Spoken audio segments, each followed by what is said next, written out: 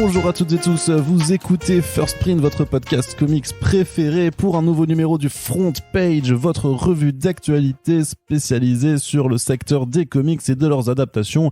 Qu'est-ce qui s'est passé du côté des États-Unis? Qu'est-ce qui s'est passé en France? Qu'est-ce qui s'est passé dans les librairies ou au cinéma? Eh bien, vous allez le savoir avec ce nouveau podcast enregistré dans la joie et dans la bonne humeur, en compagnie de votre hôte, moi-même, Arnaud Kikou, et avec également c'est donc vous, Corentin. Bonjour. Oui, salut, ça va, il y a le chat qui mange mon pull, ça m'inquiète un peu. Comment allez-vous, chers amis? Il fait beau, le soleil est revenu, mais ça n'excuse pas tout. Tout à fait. Continuons. Et comme tu m'as cassé mon entrain de l'introduction, eh bien, on va pouvoir commencer tout de suite par parler de comics. C'est très bien, voilà, il y aura pas de petites blagues d'entrée de jeu et tout ça, mais on espère effectivement que vous allez bien, avec le retour des beaux jours, que vous êtes allé voir des trucs cool au cinéma, que vous avez lu des bonnes BD, que tout se passe bien. Voilà, on espère juste, voilà, le meilleur. On vous souhaite tout le meilleur du monde, mais nous ne sommes pas Sinsemilia, et non, nous sommes First Print. Bien joué, Joe. Ouais, allez, Corentin, on attaque tout de suite avec Jonathan Cohen. Avec une bonne. C'est ça la référence. Yes. Je l'ai. Et oui. Pas mal. Ils sont cultivés en plus d'être beaux et trentenaires. Alors, on va commencer tout de suite avec le FIBD qui annonce son retour. Enfin, qui va aller. Enfin, il n'y avait aucune surprise sur le fait que le FIBD allait revenir, évidemment. Encore que peut-être qu'avec la moindre affluence. Suite aussi à l'arrêt de l'édition présentielle en 2021, on pouvait se dire que ça pouvait un petit peu craindre, mais a priori les résultats, enfin la fréquentation était suffisante, les aides gouvernementales aussi, et donc 9art+ annonce que la 50e édition du Festival international de la bande dessinée se tiendra donc à Angoulême du 26 au 29 janvier 2023. Donc c'est le retour à la normale pour de vrai, enfin sauf si bien entendu le crédit du mois de mars-avril. Ouais, bah oui, c'est ça, mais ça pose quand même des petits problèmes un petit peu par rapport aux cérémonies de remise des prix en général, puisque tu récompenses les BD sortis pendant l'année d'avant, donc c'est quand même mieux de faire aussi ces cérémonies d'annonce et de remise de prix au tout début de l'année, afin ensuite de laisser le champ libre en termes d'actualité aussi à tout le reste, mais c'est surtout aussi qu'il y a une temporalité même d'un point de vue circuit marché de la bande dessinée, puisque ça entraîne forcément aussi des ventes après en général. Enfin voilà, il y a tout un appareillage marketing, économique, tout ça. Les éditeurs ajustent aussi leur calendrier de sortie pour que les titres sortent en amont pour qu'ils puissent être présentés, et ensuite qu'on puisse faire des petites rééditions avec un avec le stickers du fauve dessus. Voilà, c'est ce genre de choses qui sont très très bien à faire, mais en tout cas on va y retourner, on va y retourner en janvier. Ça veut dire que voilà, il fera froid, il fera moche, il fera pluvieux, Angoulême sera quand même une ville nulle, il faut le dire. On fera avec les bières. Voilà, c'est ça, c'est que cette fois-ci, c'est-à-dire on se désaltérera pas, parce que cette année on se désaltérait parce qu'il faisait un petit peu chaud, mais voilà, on se réchauffera avec ça. En tout cas, voilà, on a hâte de voir le programme, mais surtout, bien entendu, pour la 50e, ce qu'on espère, c'est que les éditeurs de comics qui n'ont pas été présents à l'édition 2022 pourront l'être cette fois, avec tout un tas d'invités, comme ça, plein de travail, et le burn-out, cette fois-ci, on l'aura pour de bon. Corentin, oui, je suis impatient. Moi aussi. Alors, il y a un autre festival qui arrive d'ailleurs à l'heure où on enregistre ce podcast, qui a lieu ce week-end et qui a aussi officialisé, fait son grand retour. Alors peut-être que l'annonce du retour avait déjà été faite quelques temps auparavant, mais on a eu un communiqué de presse dans la semaine. En tout cas, en ce qui me concerne, c'est le Lake Como Comic Art Festival, ou le festival de l'art de la bande dessinée du Lac de Caume. Lac de Caume, prestigieux endroit où a notamment été tourné Star Wars épisode 2. Souvenez-vous. Et en fait, c'est un festival qui était monté par les personnes qui sont aussi derrière Pulps Comics et qui avaient fait à l'époque la PCE, et qui se déroule donc dans un cadre très privilégié où justement l'entrée elle est limitée à 1000 personnes. Alors il y a une 50aine d'artistes qui sont présents, et parmi des très très très grands noms. Donc le concept c'est vraiment de proposer une version très luxe en fait d'une convention de comics, puisque on est clairement dans un rapport d'un rapport privilégié en fait avec toutes les personnes qui sont présentes. Mais bien entendu, ce genre de salon, il faut y mettre le prix, puisque l'entrée n'est pas à 15€ ou à 20 comme la plupart des festivals ou des conventions un petit peu familiales, on va dire, ou grand public, puisque là le billet démarre à 135€ la journée. Waouh. jusqu'à 450 € pour le pass de jour complet avec une soirée d'ouverture en présence des artistes donc, et aussi avec un artbook qui permet de compiler pas mal de travaux inédits des personnes qui sont invitées. Donc clairement, enfin voilà, je vais pas vous faire toute la liste des invités parce que bon bah là on va pas y aller parce qu'on n'a pas le temps et pas l'argent surtout. Et vu que le temps c'est de l'argent, ça fait un peu des deux. Mais voilà, quand par exemple en vrac tu retrouves Corentin, Dis-moi. je ne lis pas, je te laisse. Ah pardon, excuse-moi. Ça, je te laisse découvrir. Je vais te donner une petite sélection des noms et tu te dis ils sont tous présents au même endroit. C'est fou. Alors tu vas voir, il y a Olivier Coipel, Arthur Adams, Joy Chin, Mirka Randolfo, Frank Shaw, Sean Phillips, Daniel Close, Olivier Vatine, Geoff Darrow, Jorge Fornes, Adam Kubert, Klaus Johnson, Emmanuel Lupacino, David Mack, Alex Maliv, Milo Manara, Dave McKean, Enrico Marini, Sarah Pikeli, Dyke Ruan, Matteo Scalera, Liam Sharp, tous présents au même endroit. Tu imagines qu'on pourrait... beaucoup d'Italiens parce que c'est en Italie. Bien sûr, mais tu imagines on pourrait juste faire tous les Super Friends de l'année en 2 jours et après c'est bon, on peut se reposer. J'imagine qu'en invité, vu le prix du billet, ils sont plutôt en mode luxe qu'en mode conférence de presse et... Ah oui, non, après je sais pas, faudrait vraiment que je tente de les contacter l'année prochaine pour voir s'il y a moyen d'avoir des interviews parce que ils sont très bien, du coup, ils sont très bien lotis. Ils sont justement des quelques personnes qui l'ont fait, qui m'avaient dit, ils m'ont dit qu'ils étaient enfin, les artistes que j'avais rencontrés qui étaient allés, ils étaient très contents d'y être allés. Très bien accueillis. Parce que voilà, oui, du coup, ils sont pas non plus, ils doivent pas faire des dessins à la pelle et tout ça. Là, c'est, tu prends les commissions, elles sont aussi à plusieurs centaines de dollars, machin. Ils en font pas non plus 12 par jour et voilà. En gros, ils se font payer des vacances par leurs fans riches en Italie. C'est un petit peu le principe. Ouais. C'est un petit peu le principe. Après, pour les gens qui y vont, enfin, t'as quand même, c'est pour ça, enfin, c'est pas forcément pour des fans riches. Enfin, si, il y a une question d'argent, mais surtout que c'est pour des collectionneurs, quoi, des collectionneurs et des collectionneuses, des gens qui veulent investir en fait dans des planches originales, surtout en fait, être sur place et avoir une forme de lien un petit peu privilégié avec ces personnes-là. Donc nous, on n'ira pas. Hein, on aimerait bien, mais c'est pas encore possible. Mais il faut dire que c'est reparti. En tout cas, enfin, moi, j'avais juste envie de le placer parce que ça, voilà, c'était quelque chose qui est quand même assez exceptionnel en fait dans le milieu des festivals. On n'a pas beaucoup des comme ça et donc c'est revenu en 2022 après voilà, ce sera la 3e édition qu'ils font puisque voilà, ça avait dû être annulé forcément en 2020 et en 2021. Donc on leur souhaite à tous un bon festival ce 14 mai. Et d'ailleurs, pour celles et ceux qui nous écoutent, c'est à Nice qu'il y a le festival Play Azur qui se déroule avec notamment il y a la présence de Francesco Manna qui a dessiné récemment les Ultraman et aussi Alessandro Capuccio qui a fait les comics Moon Knight. Donc voilà, il y a d'autres artistes mais voilà, n'hésitez pas à y faire un tour. C'est José Magnette qui dirige notamment le magazine Univers Comics, le mag, qui s'occupe de tout ça et on leur souhaite aussi un excellent festival et donc si vous êtes dans le sud, n'hésitez pas à y faire un tour, surtout Capuccio qui dessine très très bien sur Moon Knight. C'est assez ouf ce jeune talent. Je pense qu'il va prendre du galon dans les prochaines années. Corentin, je te laisse un petit peu la parole pour faire le tour de quelques actualités autour de sorties de comics VF et notamment du côté de chez Vestron.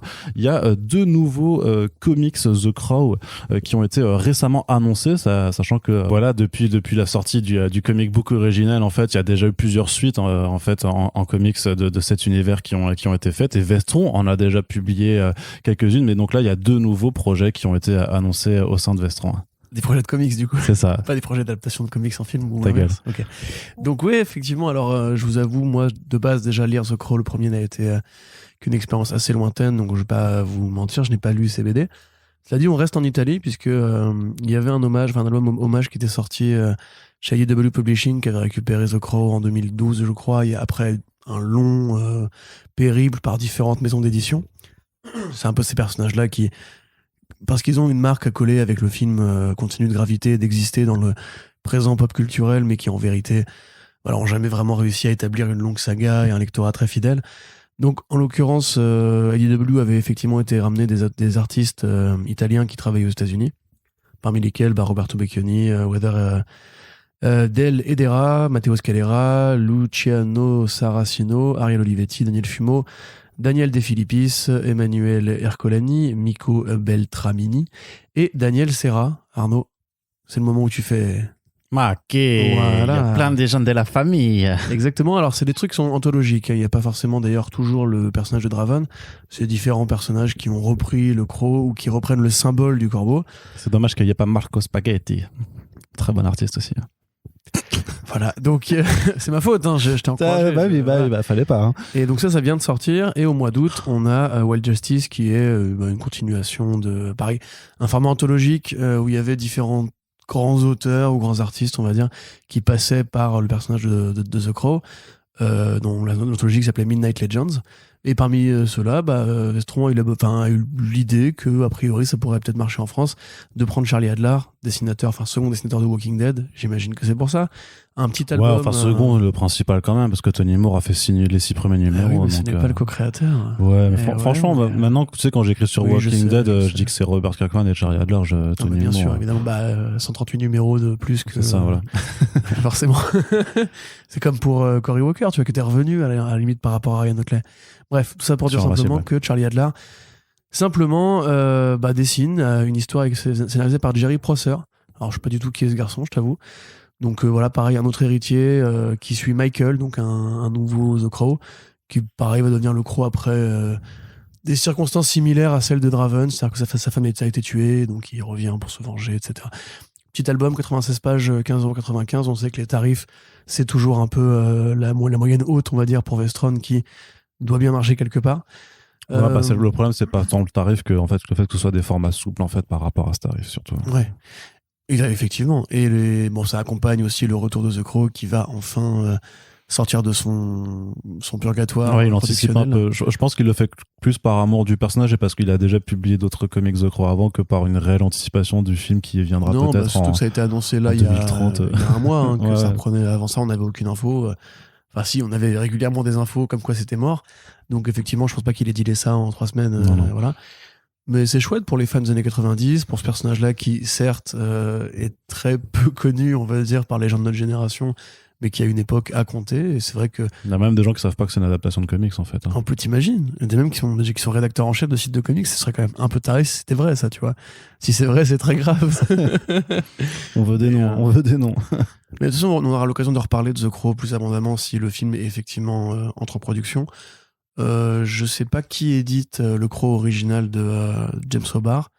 J'imagine que si c'est IDW, mais non, il n'y a pas de contrat d'exclusivité avec IDW en France. Non. Faudrait rechercher ça, mais voilà, c'est un personnage qui a quand même été un peu chancelant, qui a longtemps serpenté. Il y a pas mal de projets, mais en fait, qui sont généralement très mal édités parce que c'est plusieurs structures qui se les ont refilés les uns après les autres. Et IDW, depuis le temps, tient bon. Ils ont 5 séries, je crois, en tout, The Crow, parmi lesquelles des anthologies qui sont donc plus perméables. Moi, j'ai lu l'histoire de Scalera dans l'anthologie, qui est très belle, hein, c'est très beau, c'est du Scalera comme d'habitude, en bichromatique. Donc voilà, si ça vous intéresse et si vous voulez vous renseigner un peu sur cette création étrange, n'hésitez pas, maintenant qu'on a une petite offre en France. Tout à fait, ouais, c'est ça. Donc, ce sera disponible chez Vestron au courant de ce mois de mai, hein, justement. Donc, à voir si on arrive à mettre la main dessus pour vous en reparler. Il y a aussi d'ailleurs les comics Star Trek qui ont été annoncés chez Vestron. Donc, plusieurs de ces. Voilà, parce que Vestron, c'est beaucoup de comics de licence aussi. Hein. Vous le savez, c'est. Une très grande majorité. Ouais, mais il y a aussi quelques projets indés, tu sais, comme le High Lester et Crowley de. Michael Avon Hemming. Ouais.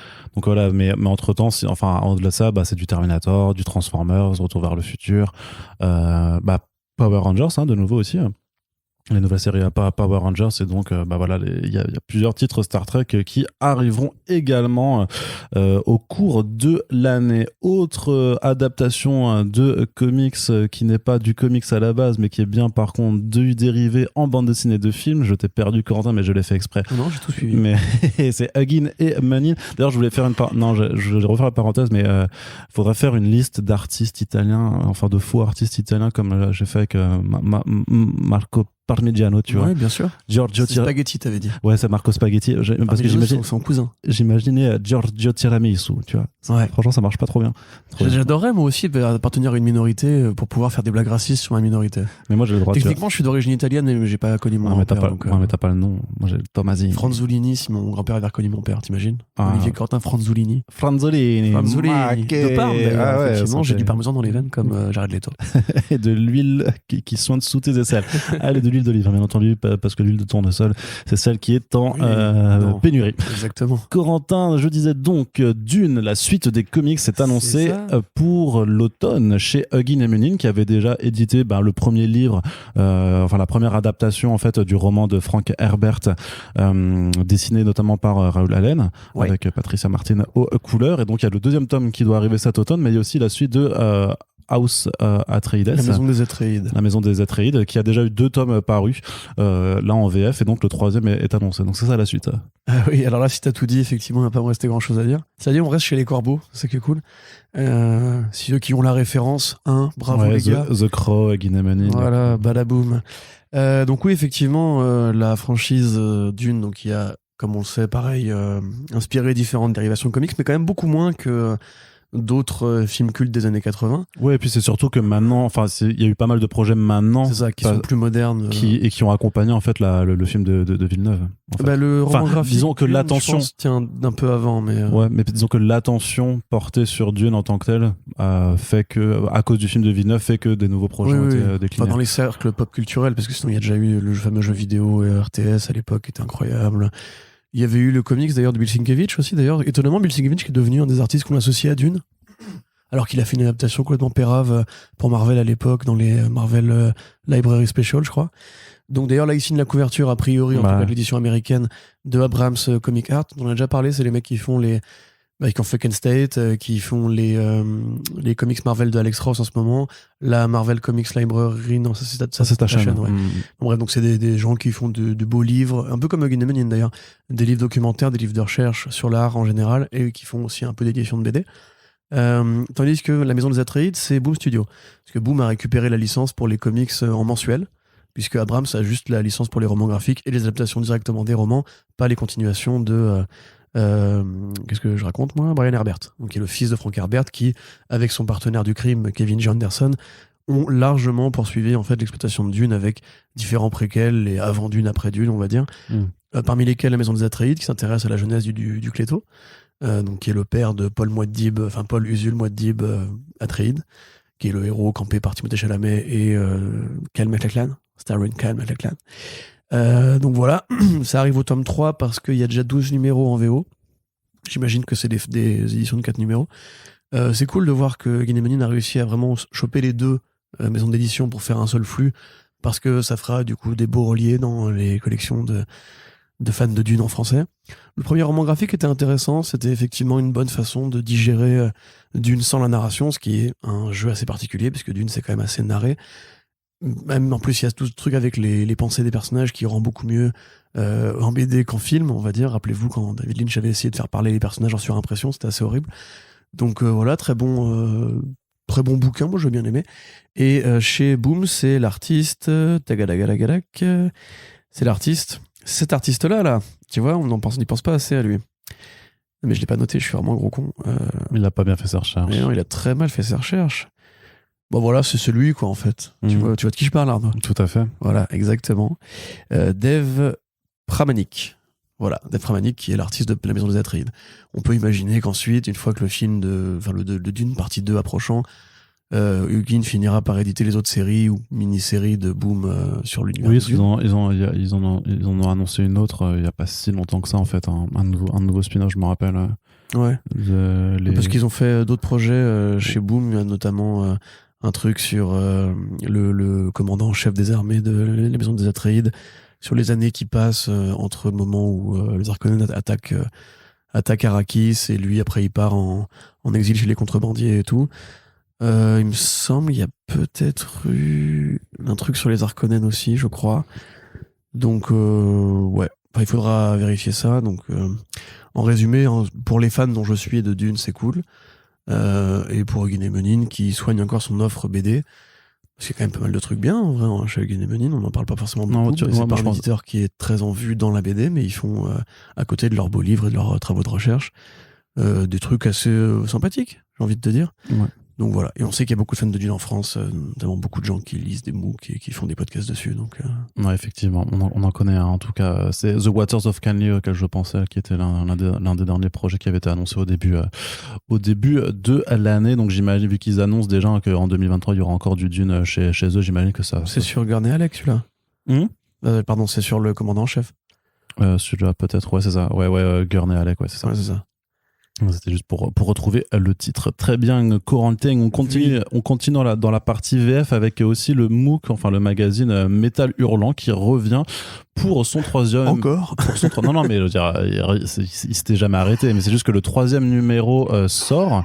Et justement, en fait, il y a quand même eu des petits changements. Parce que si vous avez. Alors, c'est vrai qu'on n'a pas forcément relayé parce que nous, on en parle quand même pour la symbolique et parce qu'il y a quand même à chaque fois des auteurs américains qui sont impliqués aussi dans le sommaire. Puis pour le premier numéro, il y avait aussi un certain Mathieu Babet, donc c'était quand même un plaisir de pouvoir parler du retour de cette revue historique.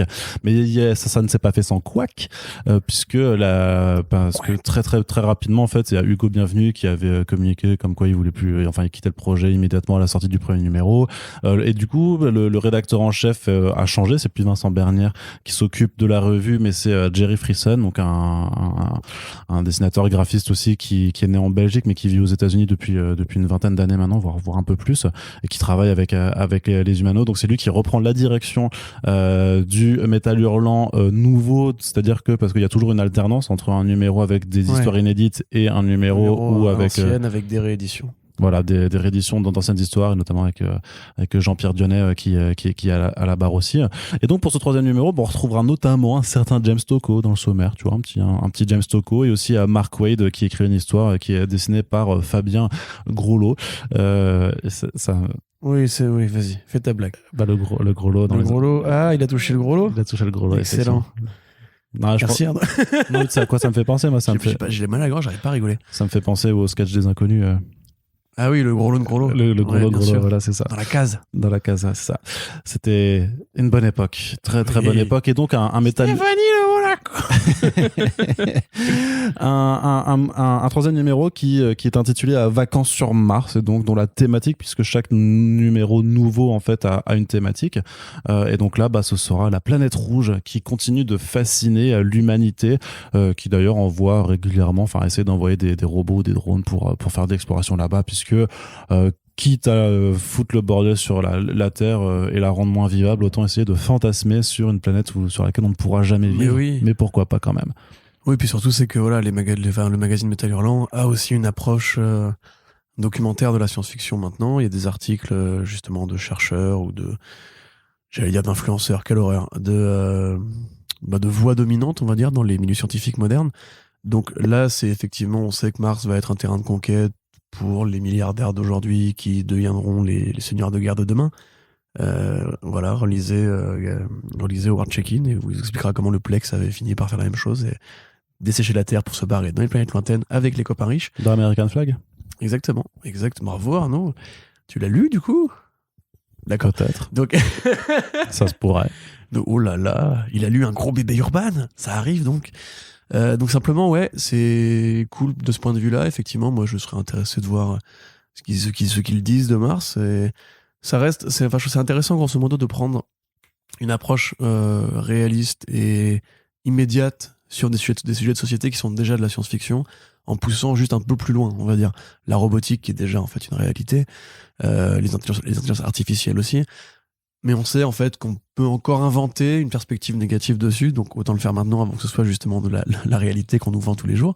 Un peu comme les connexions Internet et compagnie, le métavers probablement pour le numéro 5, j'imagine. Et donc là, oui, voyage sur Mars, c'est chouette. Toujours des Américains, effectivement. Moi, j'aurais bien aimé que Babelais revienne et fasse 50 BD par an, parce qu'il fait trop. Ouais, mais alors il est très très occupé, donc. Oui, je suis au courant malheureusement.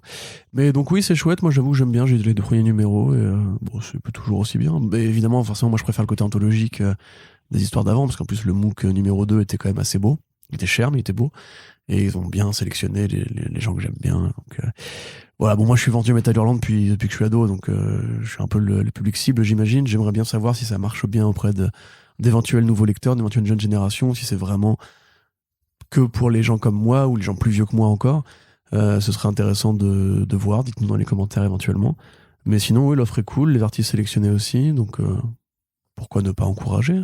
Tout à fait. De toute façon, ce sera en vente à partir du 1er juin 2022 pour la somme toujours de 19,95 €, quoi. Donc 288 pages, gros format quand même, quoi, et une vingtaine d'euros pour vous le procurer. C'est cher. Bah, je trouve. Moi, je sais quand même. Bah, voilà. Tu trouves? Un peu. Non, j'ai pas vu la gueule de l'œuvre. Non, franchement, ça me. Ouais, si, c'est disons, peut-être un peu. il prend les ouais. chocs, quoi, on va dire. C'est du papier, et Ouais. ça se déchire, il prend la flotte facile. Enfin bref, mais c'est je suis content quand même, voilà, il faut ce qu'il faut pour faire vivre la presse aujourd'hui, c'est comme les cahiers de la BD, hein, ça coûte un bras. Tu vas aller le dire au rédac chef? Allez, viens là, petit. Tu nous vends tes magazines trop cher, hein. Non, mais tu sais, Contestataire. je suis en train de négocier un rendez-vous avec. Donc, Ah ouais. Ok. Si tu veux aller lui dire en Après, face, tu peux, si tu veux le dire en face, je c'est dis pas- aussi que parfois les BD Urban sont chers ou les BD de Panini sont chers. Voilà, j'ai dit que Vestron c'était cher juste avant. C'est une réalité en général dans la presse ou la BD en général. Non, en attention, France, la BD, c'est un budget de toute façon dans tous les cas. voilà. Je n'ai pas honte de mes opinions, Arnaud Kiko. Ouais, bien, c'est très bien, N'essayez pas de me coincer. Non, pas du tout. Ce n'est pas du tout ce que je fais. Mais on va rester dans la science-fiction, justement, puisque autre sortie qui a été annoncée récemment, et que l'on pouvait voir d'ailleurs dans le catalogue édité par Urban Comics, justement, pour leurs 10 ans, et plusieurs annonces qui se cachaient dedans. Il y avait par exemple l'annonce d'un Billionaire Island qui était là-dedans, dont on va pas reparler. Collusion. Ouais, tout à fait. Alors d'en parler, t'as pas le droit d'en parler. Moi, j'ai le droit. Dès que tu dis ce mot, tu perds des points de carte presse. Alors, je t'explique, la carte à presse, c'est pas une carte à points, c'est pas comme le permis de conduire. C'est pas comme C'est le permis marrant de pour conduire. le coup. Là, t'imagines, ouais, vous avez fait une fake news, hop, un point en moins. Exactement. Ah, vous avez donné votre avis sur la gauche? Ah, 5 points en moins. Donc, ce que je voulais dire, c'est qu'on reste dans la science-fiction avec Primordial de Jeff Lemire et Andrea Sorrentino qui arrive donc plus tard dans l'année, cet automne. Tout à fait. Alors, pour résumer, effectivement, c'est partie de ces projets que Jeff Lemire a mis en avant. Au détour de 40 000 projets, on a un peu du mal à suivre Jeff Lemire depuis peu. Il est vraiment très productif. Andrea Sorrentino, évidemment, on en parle plus régulièrement aussi. C'est Gideon Falls avec Lemire, c'est Killer Smile avec Lemire et Smile Killer avec Lemire. C'est aussi Batman Imposteur dont on vous parlait récemment. C'est Gideon Falls, tu l'as dit? Oui, je l'ai dit. Oui, ouais, pardon, je t'écoutais plus. C'est pas grave. Et c'est aussi le Green Arrow de Jeff Lemire. C'est là qu'ils ont commencé à travailler tous les deux. Donc, sur le papier, ils sont l'un et l'autre dans les chaussons. Et ce qu'on peut comprendre, enfin, moi, c'est comme ça que je l'interprète, c'est que Jeff Lemire, quand il écrit pour Sorrentino, il lui fait aussi des histoires où il aura l'occasion d'exprimer son muscle créatif. C'est un peu le cas pour Primordial, qui est une histoire qui, au départ, part comme quelque chose d'assez scénarisé, avec une uchronie où l'humanité, en envoyant les premiers animaux cobayes pour le voyage spatial, se sont aperçus que ces animaux mouraient dans l'espace en vérité. Et donc ils ont renoncé à l'idée de conquérir la Lune. On en parlait tout à l'heure avec Mars. Dans ce monde-là, en fait, il n'y a pas eu d'exploration des étoiles par l'homme. Sauf que, en vérité, les animaux qu'on a envoyés, donc le fameux chien Laika, le chien russe, enfin la chienne russe, et les singes dont le nom va pas me revenir, ne sont pas morts dans l'espace. En fait, ils ont été récupérés par une sorte de grand pouvoir cosmique, on va dire. C'est très abstrait, hein. Il n'y a pas beaucoup de dialogue dans cette BD. C'est vraiment en fait la suite spirituelle de Withry. C'est très évident, hein. Je suis limite persuadé que ça a été dédicacé quelque part à Withry dans un échange de mails. Pour résumer, voilà, on va suivre ce qui arrive à ces animaux une fois qu'ils ont été projetés dans cette espèce de parodie de 2001, on va dire. C'est très beau, c'est très riche, c'est pas très bavard, ça se lit assez vite. Par contre, c'est effectivement un très très beau travail graphique où Sorrentino va varier les styles en fonction des couches de réalité. Peut-être que j'en dis un peu trop. Donc ça arrive bientôt. N'en dis pas trop. Mais ce qui est bien, ce qui est note aussi, c'est que ce sera proposé dans le grand format Urban pour le coup. Oui, donc ça permettra de profiter des belles planches. Disons, si vous aimez Rover Red Charlie, si vous aimez Withry, si vous aimez cette école de bande dessinée qui prend les animaux comme des êtres à part entière, sensibles, avec une identité, plus que justement des bêtes. C'est anti-spéciste. C'est complètement ce genre de BD que tu peux offrir à quelqu'un qui se revendique de la souffrance, enfin des causes de la souffrance animale et compagnie, tu vois. Donc, et puis c'est bien fait, c'est cool de voir Lemire qui avait déjà caressé un peu ces sujets-là par le passé, y aller à fond. Par contre, la promesse de départ d'éventuelles rencontres aliens ou quoi, n'a ça de renoncer directement. C'est pas un grand feuilleton de science-fiction par Jeff Lemire. C'est vraiment une allégorie de... C'est pas 2001 avec des animaux. Non. Enfin, graphiquement un peu aussi. Mais c'est plus un dialogue entre les espèces. Pourquoi l'homme est un enfoiré, pourquoi les bêtes n'ont rien demandé. C'est vraiment de ça dont il s'agit, c'est très bien, c'est très beau. Et ça complète la bibliographie de Jeff Lemire en France, qui est beaucoup édité chez Urban d'ailleurs. Donc très chouette, content. Et Sorrentino, pareil, qui signe vraiment. Quasi exclusivement maintenant, en tout cas en indé, à part le Lost Dogs qui avait été repris chez Comics Initiative, qui était un de ses tout premiers travaux. J'ai pas souvenir que Lemire ait beaucoup été édité ailleurs que chez Urban. Hein. Non, c'est vrai. Bon, il y a dû avoir du Marvel Panini, mais en indé, non, effectivement. Oui, c'est ça. Ah si, t'as Sentient. Ouais, Sentiento, effectivement, chez TKO. Ouais. Mais c'est Panini. une des rares exceptions. Ouais, effectivement, ça, c'est chez Panini. Corentin, je crois que je ne me trompe pas si je dis que tu es cinéphile. Oui.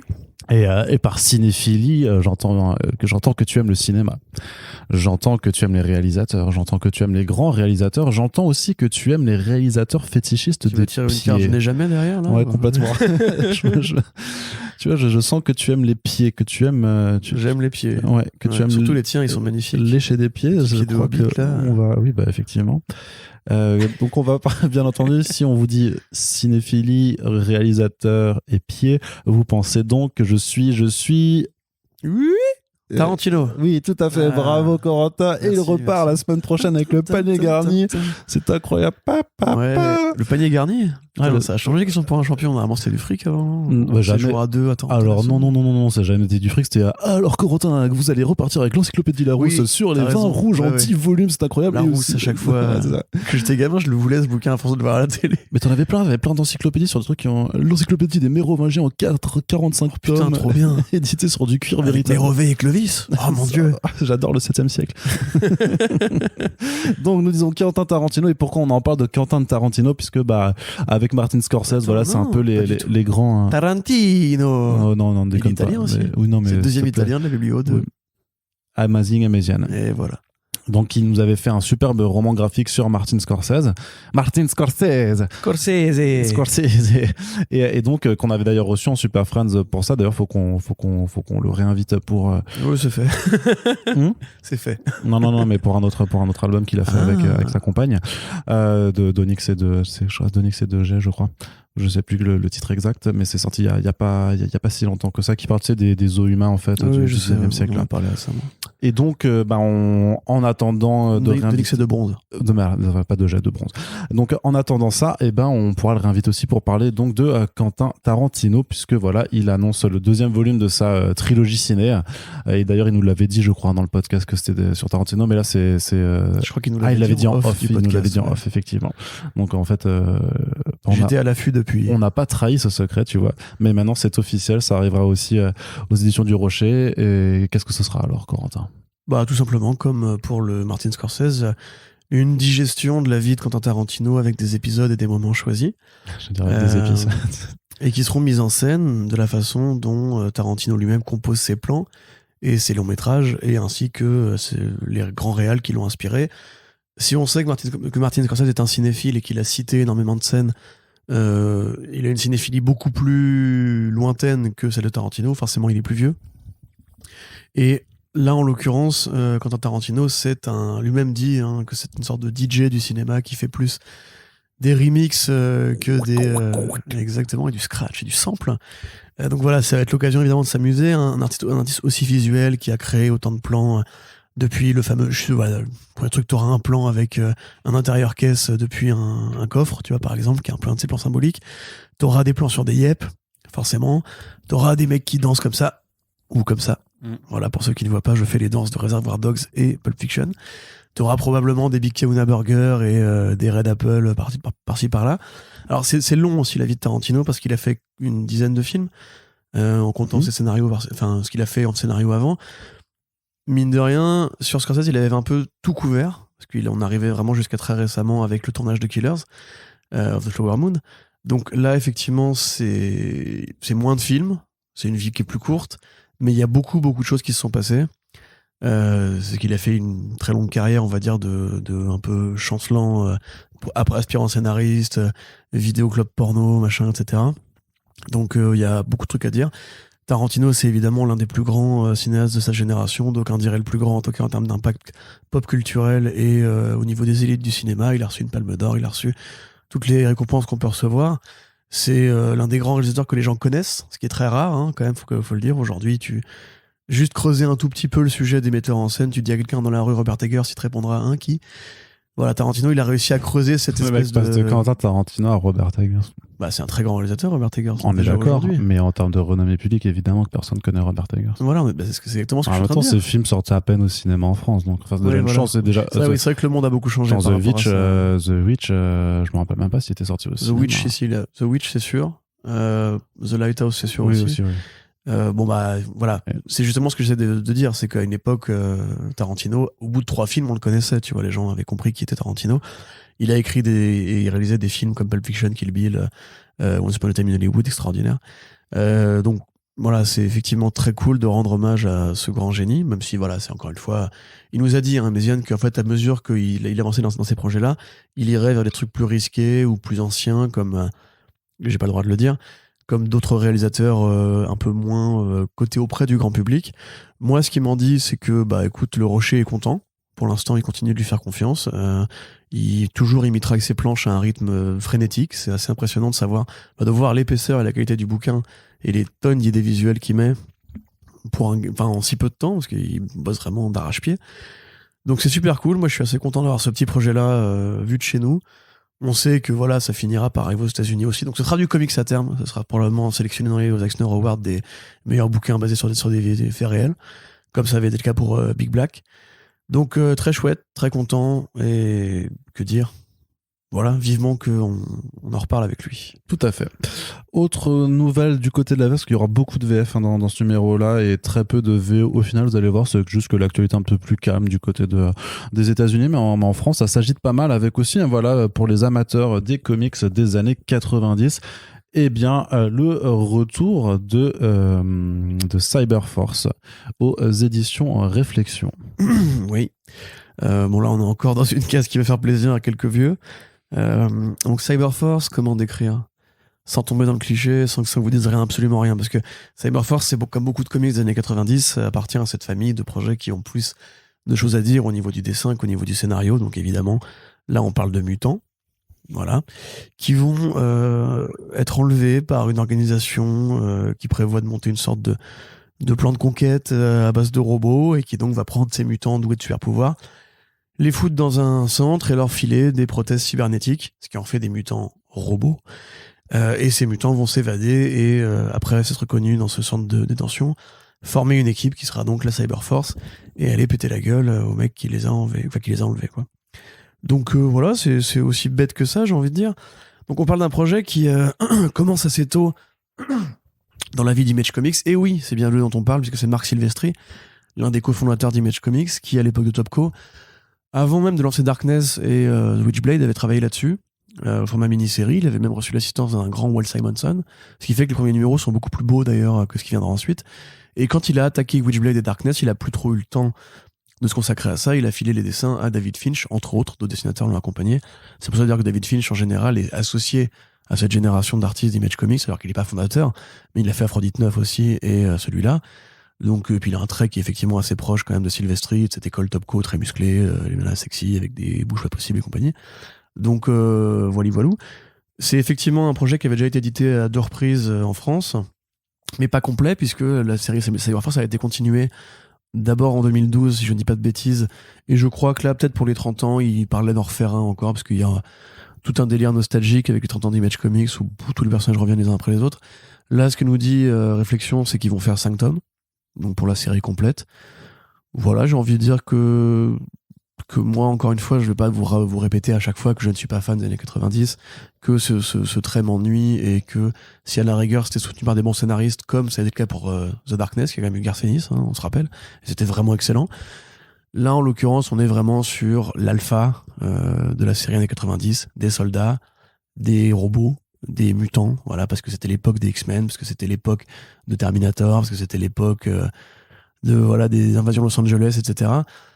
On est vraiment dans le pur sucre du film post-commando, du comics post-commando, avec des toutounes, des héros inspirés par la X-Force, etc., etc.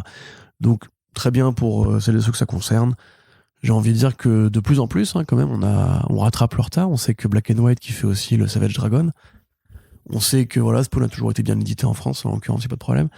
Et que même là, il y a Ant qui est sorti. Donc, qui est sorti il y a même un certain temps d'ailleurs, que je mets une grosse bêtise. C'est chez Réflexion aussi, il me semble. Ant, ouais, ils avaient pas annoncé qu'ils feraient la suite avec Larsen, du coup? Je sais plus, c'est possible, en tout cas les premiers volumes de tout. Donc ouais, pour les fans des années 90, vous êtes bien servis, les copains. Complètement. J'ai envie de dire bravo. Et Tu sais, même avec la réédition là, du Spawn 30e anniversaire chez Delcourt aussi, qui reprend les tout premiers numéros de la série, avec notamment Neil Gaiman, Alan Moore, tout ça. là, Neil Gaiman, Angela, une Mhm. apparition incroyable ce costume. Donc voilà, il y a pas mal, effectivement, il y a vraiment pas mal de choses à se mettre sous la dent. D'ailleurs, j'y pense, ils peuvent rééditer le numéro avec Angela maintenant qu'elle appartient à Marvel. En tout cas, l'album il sort ce mois-ci, enfin même cette semaine, je crois, alors on enregistre le podcast. Donc oui, ils ont eu les droits, oui. Ok. Parce que Je sais pas comment, mais oui, ils ont eu les rappelez-vous droits. que Marvel a racheté Angela pour en faire rien. Ils ont fait Asgardians of the Galaxy, ils ont fait une mini-série et depuis. Ah bah quand même, depuis, attends, mais même elle est où avant depuis Angela, bah attends, déjà sous Jason Aaron, il l'avait quand même réintroduite pour dire que c'était la sœur de Thor. Ça sert à rien. Ça. Alors, est-ce que ça sert à quelque chose ou pas? Mais attends, si, elle est utilisée dans le run de Donny Cates, elle est utilisée. Hein. Moi, je trouve que c'est du vol en fait. C'est des trucs d'avocat à la con. Bref. Oui, mais après, est-ce que c'est intéressant? C'est un autre débat, mais en tout cas, elle est quand même utilisée. Ouais. Ça, je te le dis. Et Capital. Capital, c'est une émission sur Ouais, M6. tout à fait. Comme Zone Interdite. Voilà. J'ai pas compris le rapport, mais pourquoi pas. Ben, je sais pas. Corentin. Je suis perdu. Corentin. Oui. Parle-moi un petit peu de Christopher Priest. Qu'est-ce qu'il a fait, ce bon monsieur, récemment? Oh, bah qu'est-ce qu'il a fait? Récemment, il était plus sur Vampirella. On avait parlé, ça fait 3 ans maintenant qu'il est sur Vampirella d'ailleurs. Et il avait un peu délaissé Marvel DC. Donc, il y avait toujours des trucs par-ci par-là pour des numéros, notamment sur Black Panther dans les Marvel Voices, quelque chose. Parce que ça reste un des grands scénaristes noirs américains dans les comics. Ils sont pas 40 000, hein. Enfin, en tout cas, à ce niveau de renommée, à cet historique de carrière. Alors, pourquoi je veux parler en fait de ce qu'il va faire? C'est-à-dire qu'il va travailler sur un projet chez Heavy Metal. Donc, on se rappelle Heavy Metal, qui est au départ la traduction américaine du magazine Metal Hurlant, qui a ensuite été racheté, notamment par Kevin Eastman, qui l'a piloté pendant très longtemps. Et ça a pris sa liberté, son indépendance, en gardant quand même l'esthétique et les goûts de Metal Hurlant. Science-fiction, violence, c'est là que Corben a beaucoup travaillé d'ailleurs, parce que Corben est plus une découverte de heavy metal que de Metal Hurlant. Donc voilà, ça a continué d'exister aujourd'hui, et comme Metal Hurlant, se pose la question de comment rester pertinent, comment continuer à intéresser les gens, sachant que eux, contrairement à Metal Hurlant, ils ont vraiment eu des gros changements au niveau de la tête de la pyramide. Il y a des financiers qui venaient du jouet, qui sont rentrés dans le game et tout. Et eux, ils disent on veut pas trahir le magazine, mais on a quand même envie de faire du fric, grosso modo. Donc tu te doutes bien qu'il y a des trucs de films qui arrivent. Il y a le fameux imprint Virus qu'ils avaient lancé, qui a priori a pas pris. Hein.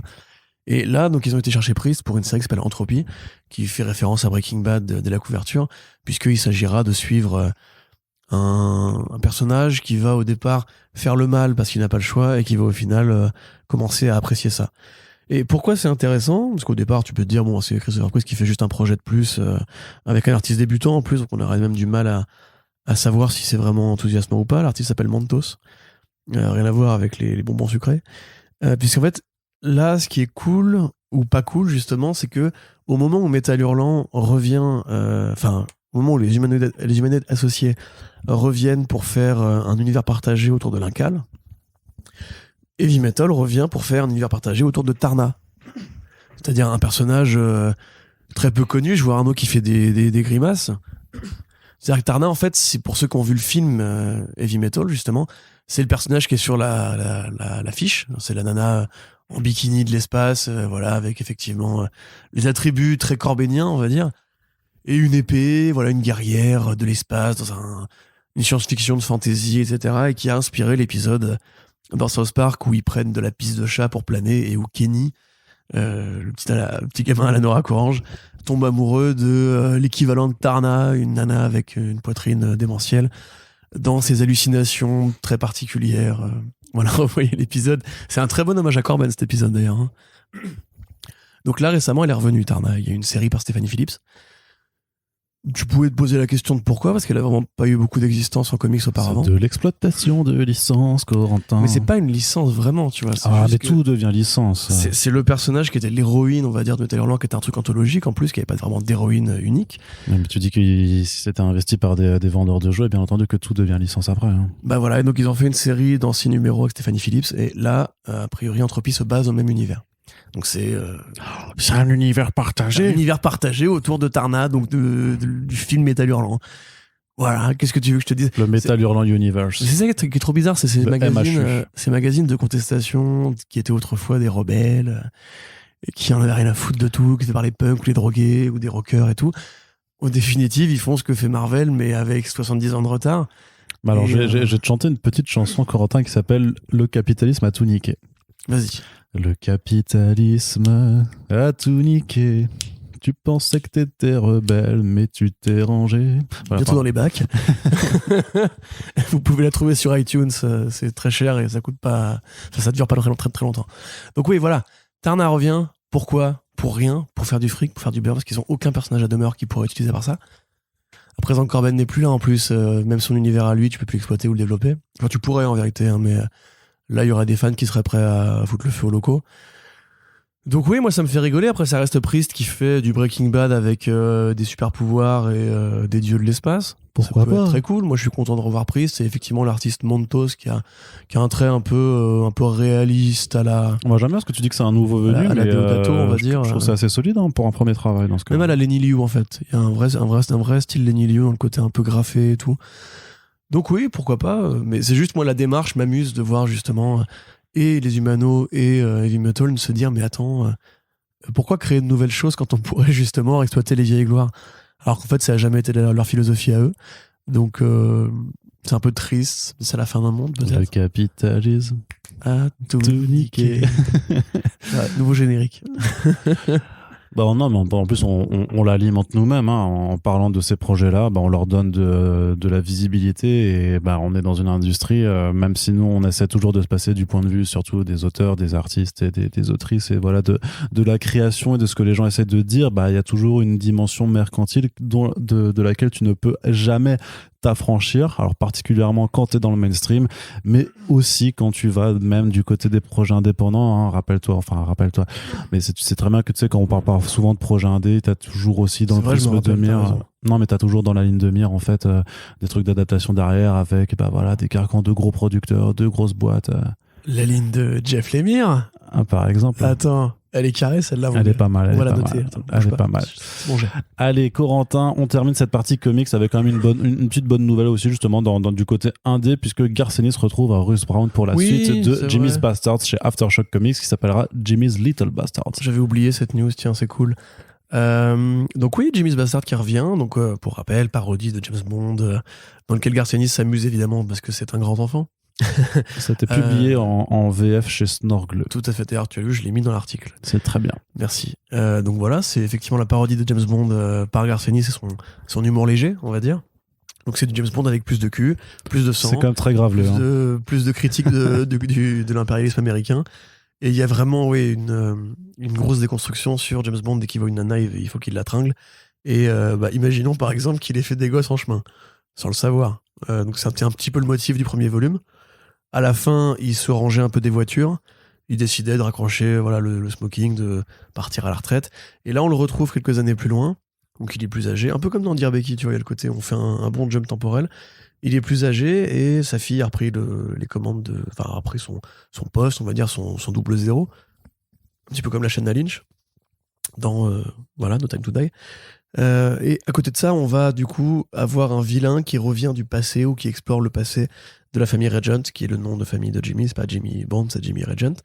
En revenant justement à l'époque où l'un de ses ancêtres était un général britannique pendant les guerres coloniales et a massacré a priori tout un tas de gens en Afrique. Voilà. Parce que l'Angleterre est ce qu'elle est, et parce que le Royaume-Uni et la France d'ailleurs, et les colons en général, l'Europe, l'homme blanc, sont ce qu'ils sont. Donc c'est encore l'occasion pour Garcenis de rappeler qu'en fait les grands héros du mythe britannique, s'ils viennent de grandes familles justement nobles, Oxford et compagnie, ils ont justement a priori beaucoup de sang sur les mains. C'est pour ça qu'on a la chance d'être des prolos. Tu vois, a priori nos arrière-grands-pères étaient plutôt en train de bêcher une petite ferme dans le Larzac plutôt que d'être en train de décider qui allait envahir tel pays. Ah, pas du tout. Ah bon ? Moi, j'ai pas de vétéran de la guerre d'Algérie dans ma famille, je suis très content de ça. De mon côté, le duc de Tomasini, grand seigneur qui avait... le Duce. Le Duce de Tomasini, qui avait 12 000 serfs qui le servaient. Grande dynastie. Alors, il est passé où le fric ? Parce que dynastie. Tu m'expliques quand même, là. Je regarde autour de moi. Sûrement. Je vois pas les domestiques. Sûrement un coup de loto. Germaine, s'il vous plaît, monsieur a besoin d'un café. C'est que c'est pas. Pour instaurer la grande tradition bourgeoise de comicsblog.fr, il fallait bien partir de quelque part. Du coup, on a un Tipeee, t'aurais pu nous financer. T'es un foiré. Non, mais bref, donc voilà, c'est encore une fois l'occasion pour Carcenis de critiquer le Royaume-Uni en général. Ça fait plaisir, il en vient justement, mais du bon côté. Il vient du côté irlandais, donc il a le droit de critiquer les Anglais. Ceux qui savent sauront. Il sera toujours aussi rigolo, toujours aussi con. C'est toujours Russ Brown au dessin, c'est donc l'encreur de Dark Robertson, ouais, sur The Boys. John McCrea qui fait une petite couverture pour faire plaisir. 3 numéros, format prestige, 48 pages à chaque fois. Trop cool. Ça fera un bon TPB, mais je suis pas certain pour le coup que Snorgle se mette sur le coup, puisque Snorgle n'édite plus vraiment de comics maintenant. Ils sont restés à leur activité principale de libraire et aussi de tirage de tête en fait, des séries chapeautées par d'autres éditeurs, notamment Delcourt. Mais je suis pas sûr qu'ils remarque peut-être parce qu'ils avaient fini Insects notamment ou Animosity avec du crowdfunding, donc peut-être qu'ils pourront faire une campagne s'ils veulent publier la suite. Ouais. On verra bien, mais en tout cas pour la VO ça sortira d'ici quelques mois cet été chez Aftershock, et c'est là-dessus qu'on va terminer la partie comics, Corentin, pour se concentrer maintenant du côté des adaptations. Alors des parties qui seront assez courtes aussi puisque l'actualité printanière là est assez calme quelque part, c'est bien aussi, ça vous évite d'avoir des front pages de 2h30. Là on sera plutôt sur 1h30 et quelques, donc voilà le format idéal pour chiner sur la plage ou non pas du tout parce que c'est pas encore les vacances. Chiner? Tu veux chiner sur la plage? Ouais. Pourquoi, du coup, des coquillages stylés Tout à fait. Je l'ai chiné, celui-là. C'est ça. Sur la plage. C'est ça, mais j'aime bien mettre des mots et leur donner un autre sens que leur vrai sens aussi. Ton côté italien, ça. N'oublie que le français n'est que sa deuxième langue. Oui, alors qu'en italien, chine, ça veut dire. Ça veut dire n'importe quoi. Sûrement. Oui, surtout, mais ça veut sûrement pas dire flâner. Allez, Corentin, le second spin-off de The Suicide Squad de James Gunn sera consacré non pas à Ratcatcher, non pas à Polka Dot Man, mais à Amanda Waller. Oui, c'est vrai. Ça aurait pu être un préquel, Corentin. Ou alors ils auraient pu faire comme dans la série de Adam Goraf, je crois, ou je sais plus, enfin la série New 52 et ressusciter les gens. Oui. En fait, c'était nul ce volume. Bref, effectivement, Variety, le Deadline, nous apprend que le prochain spin-off sera donc sur Amanda Waller. Viola Davis qui a déjà signé, et ce sera pas forcément Gunn lui-même, puisque monsieur effectivement a fait quand même 4 projets d'affilée là. Il chapeaute, il produit, mais il va pas forcément réaliser. Ouais, c'est ça. Est-ce qu'il va écrire il va pas écrire, non. Enfin, probablement qu'il va mettre les mains dans le cambouis. Ce serait comme assez surprenant de ne pas le voir s'impliquer. Mais c'est Crystal Henry qui va showrunner la série et a priori écrire les épisodes. S'ils suivent leur logique de Peacemaker, pas de writer's room, mais un seul créateur, on peut imaginer qu'elle écrive tous les épisodes. Et cette dame est passée par la série Watchmen de HBO, où elle a produit l'ensemble des épisodes et elle en a écrit un. C'est plutôt. Imaginer qu'elle était en writer's room sur plusieurs épisodes. Ouais, c'est plutôt pas mal ça comme CV. C'est pas mal pour 6 épisodes, ce qui est déjà mieux que rien. Et surtout si elle a participé. Alors je crois que c'est le 7e qu'elle a écrit qui est l'origine de Lady Triou. Je crois, peut-être, il me semble. Enfin, c'est celui qui se passe au Vietnam en tout cas. Du coup, ça va plutôt être celui sur les origines en fait de l'héroïne. Bref. Donc, en tout cas, voilà, c'est plutôt un bon pédigré. Elle a pas fait 40 000 trucs à part ça avant. James Gunn, lui, il est content. Il restera producteur, donc on peut imaginer que c'est lui qui l'a sélectionné. Warner Bros. Qui continue de pousser cette espèce de logique de petite poche d'univers, un petit peu comme pour The Batman qui a Arkham et Pingouin. Suicide Squad, même s'il a échoué au box-office, il a maintenant Peacemaker, il aura la série Amanda Waller, il aura après il a échoué Peacemaker saison 2. Ça a échoué dans un contexte quand même très particulier. J'imagine eux, de leur côté, ils sont peut-être contents des scores faits sur HBO Max. C'est pour ça que la licence continue. Et puis, ils sont très contents, par contre, du succès de Peacemaker. C'est pour ça qu'elle continue sur HBO Max. On pourrait poser la question, est-ce qu'il y aura une suite au cinéma pour la Squad? Je ne pense pas. Ah, tu crois pas actuellement? Non, je pense pas. Je pense qu'actuellement, il faudra voir ce qui se passe cette année. Ça va être le game changer. Parce que The Batman a très bien marché. Il a bien marché. Il a pas très bien marché. Il a bien marché. Il a pas fait le score de BVS. Il a pas fait le score. Non, mais je parle notamment sur. Enfin, tu sais bien. Depuis Begins, aucun film Batman avait aussi moins bien marché. Il a fait moins que The Dark Knight, moins que Crisis, moins que BVS. Non, mais au box-office total, mais sur le sol américain. Sur le sol américain, c'est surtout ça qui compte pour quand même. C'est quand même le box-office domestique parce que à l'international, il y a plein de frais qui sont à enlever avec les partenariats pour la distrib et tout ça. Et donc c'est vraiment sur le territoire américain que ça compte le plus. Et là-dessus, c'est quand même pour l'instant le meilleur. Enfin, ce sera pas le meilleur score parce qu'il y a Doctor Strange qui va clairement passer devant, mais ça reste le deuxième meilleur score de l'année. Et c'est pas anodin, tu vois. C'est pas qu'il faut relativiser. Par contre, après, je pense qu'ils prennent le contexte en cours. c'est sûr qu'il le faut Certes. pas en valeur brute, surtout qu'avec l'inflation, blablabla. Oui, en plus, mais enfin, après, tu vois, moi je comprends très bien ces calculs-là, et oui, effectivement, à l'échelle du cinéma moderne, c'est le plus gros succès, le deuxième plus gros succès, en attendant que Strange le dépasse, du monde d'après. Mais l'argent, c'est l'argent, tu vois, tu peux relativiser ce que tu veux, etc. Si les mecs font pas un centime de bénéfice, ils font pas un centime de bénéfice. Et quand tu vois justement que même No Way Home, là, il a pas fait 1 milliard de bénéfices malgré son énorme chiffre, tu peux te demander s'ils ont fait 100 millions, 200 millions de bénéfices. Et Suicide Squad, par exemple, c'est sûr que c'est un échec, en tout cas en salle. Il a coûté de l'argent, il a été distribué, il a fallu payer les acteurs, les tournées promo, etc., l'affichage publicitaire. C'est pas avec 120 millions, je crois, un truc comme ça. 135, 135, ouais, que tu te rembourses. Ça, c'est impossible. Donc, en tout cas, le film a probablement bien marché sur HBO Max, puisque justement, c'est maintenant là que vont ces différentes dérivations. Et quand tu regardes de près, effectivement, Peacemaker qui a été renouvelé. Oui. Au départ, ça va être une mini-série. Donc, c'est quand même que ça a dû être un vrai gros succès. Mais on avait eu les chiffres par un agrégat qui mesurait un peu les comparatifs d'audience et tout. Je ne sais plus qui c'était, malheureusement, qui disait que c'était l'équivalent des Mandalorian et des The Boys pour Prime Video ou Disney+. Donc c'est vraiment cool de voir qu'effectivement, à défaut d'avoir réussi à épargner le cinéma, les plateformes jouent leur rôle pour intéresser le grand public au format super-héros. Enfin, ils sont déjà intéressés, mais je veux dire, Peacemaker, c'est un petit personnage. La série est pas non plus... Il n'y a pas le budget d'un Mandalorian, tu vois, ou le budget d'un The Boys. En vérité, ça coûte assez cher à faire, hein, The Boys, maintenant.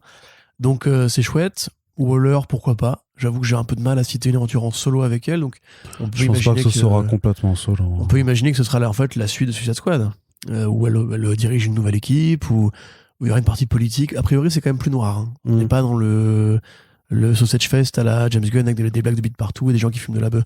Là, on est sur un truc plus dramatique, où Waller s'y prête, hein, j'ai envie de dire. Personnage connu en plus de l'univers DC, souvent grande figure assez importante qui elle est quand même présente dans l'univers DC depuis 2016, hein, mine de rien. C'est vrai ça. Ouais. Donc les gens se sont habitués à la voir. Ah oui, effectivement. Ouais. Non mais c'est vrai que j'y pensais, c'est l'une des vieilles de la vieille maintenant, parce que on sait pas quand Margot Robbie va revenir. Tel quel, Lois Lane c'est fini, il n'y a pas non plus 40 actrices qui existent encore de cette période-là. Donc oui, c'est chouette de ce point de vue-là. Et puis moi, si James Gunn continue de valider le truc, je valide aussi. Ouais, et puis faites avancer le spin-off de Birds of Prey sur Black Canary aussi, ouais, s'il vous plaît. J'aimerais bien revoir Journey Smollett. Tout à fait. Corentin, on continue avec une bonne nouvelle. Ah, peut-être. Oui. Je ne sais pas en fait. Moi non plus. Pas de saison 2 pour Moon Knight. C'est horrible parce que je peux pas rire avec mes cordes vocales habituelles. Donc oui, effectivement, Moon Knight, mais je sais pas, hein, faut voir, parce que moi je le verrais bien le foot dans Blade. Ah non, par contre, le personnage va revenir. Mais a priori, pas avec une deuxième saison, en tout cas, c'est ce qui... Oui, c'est ce qu'Isaac avait dit, qu'il se méfiait des menottes en or du contrat pour saison 1, 2, etc. Mohamed Diab qui a dit, a priori, ce sera comme WandaVision, pas de saison 2, machin. Lui, il dit, mais quand la série est bonne, vous inquiétez pas qu'on reverra le personnage. T'as envie de lui répondre. Dans ce cas, on le reverra jamais. J'ai réussi à en faire un, t'as vu.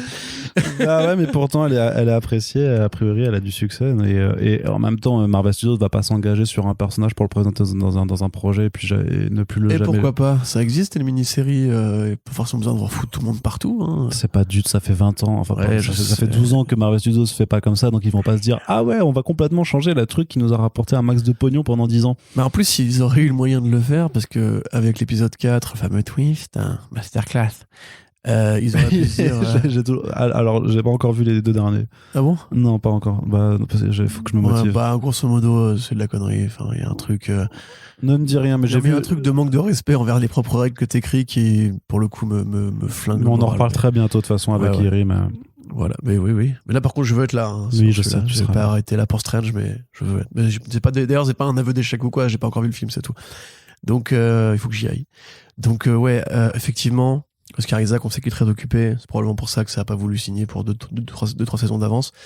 Peut-être que Kevin Feige aussi, est toujours bien dans son petit format de séries qui sont en fait des films de 2h30 coupés en morceaux.